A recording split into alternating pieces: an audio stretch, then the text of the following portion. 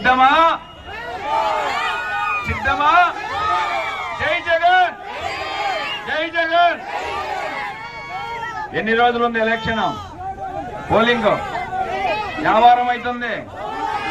ఈరోజు సోమవారం, వచ్చే సోమవారమే పోలింగ్.